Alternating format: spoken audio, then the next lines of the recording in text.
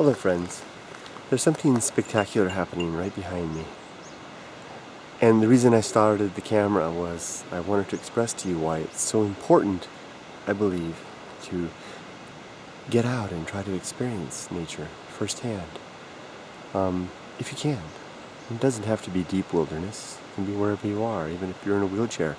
I used to work with people in wheelchairs and would wheel them outdoors, wheel them to the beach our place where we lived was near the beach there. What's happening behind me is really taking my breath away. Actually caused me to stop and just stare.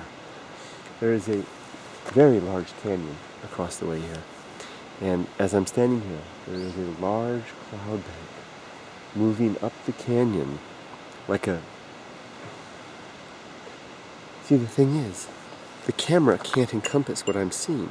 You are seeing from here to here, and I could pan over, but it would still have that same scope as I panned over.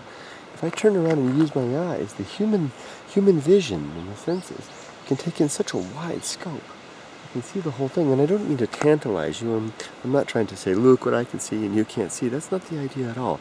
It's simply to tell you that there are some things that, though photographers and writers will try to bring things to you and convey things to you via these mediums, there are some things that simply cannot be shared. I mean, I'm looking at the monitor right now. I can see what you're going to see, and then I turn around and I'm startled. It's like just stunning in its amazement. It's like and again, I'm sorry if I'm teasing. I don't mean to do that. I don't mean to be like that at all. All I want to do is reinforce the importance of the difference between this and this. Looking at it this way, it is like a great freight train of white clouds moving ever so slowly up this incredible canyon. I can see a waterfall below, the peaks with the silhouettes of the trees in the distance, vertical cliffs off in the distance. I hear bird songs. There's a faint sense of humidity in the air from early summertime in Japan. Fresh rainfall that has passed, the smell in the air. There's a spider descending on a line right over here next to me. The sensations, my heart pumping as I'm walking up this way.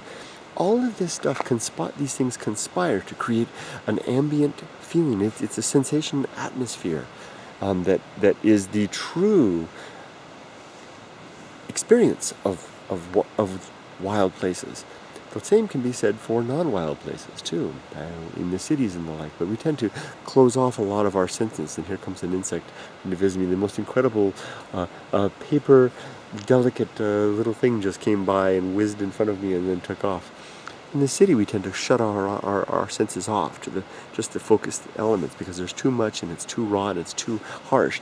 Here, the senses, they come at us in a more like birdsong. Birdsong, with the exception of a few birds, again, is for the most part such a soothing thing. We can listen to it all day long, and it blends into the background, and it enters our body and has a soothing atmosphere. That's what's happening here too.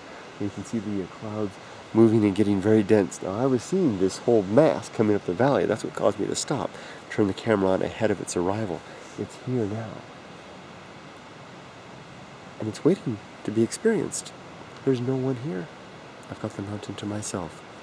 These places are waiting for us. And like I said, you don't need to drive 3 hours into the mountains or far away to a remote beach or to get away from the hustle and bustle of the city. You can do this in your backyard, in a quiet park. You can take a stroll along the stream. If you're fortunate to be near the ocean, take a walk down to the beach and sit and listen to the waves upon the sand. It's the effort of taking the moment to do it, to let the unfolding drama in all of its subtle magnificence pass before us. That just making that effort to be there, front and center, for the wonder that is happening all around. And with that, I'll go ahead and say goodbye. I'll leave you for just a second with the clouds, and we'll look at it together, and then I'll shut the camera off. And I hope, if you're inspired to do so, go out and find your own magnificence happening before your eyes. Take care, friends. I hope it's a wonderful day wherever you are. Let's watch the clouds for a bit.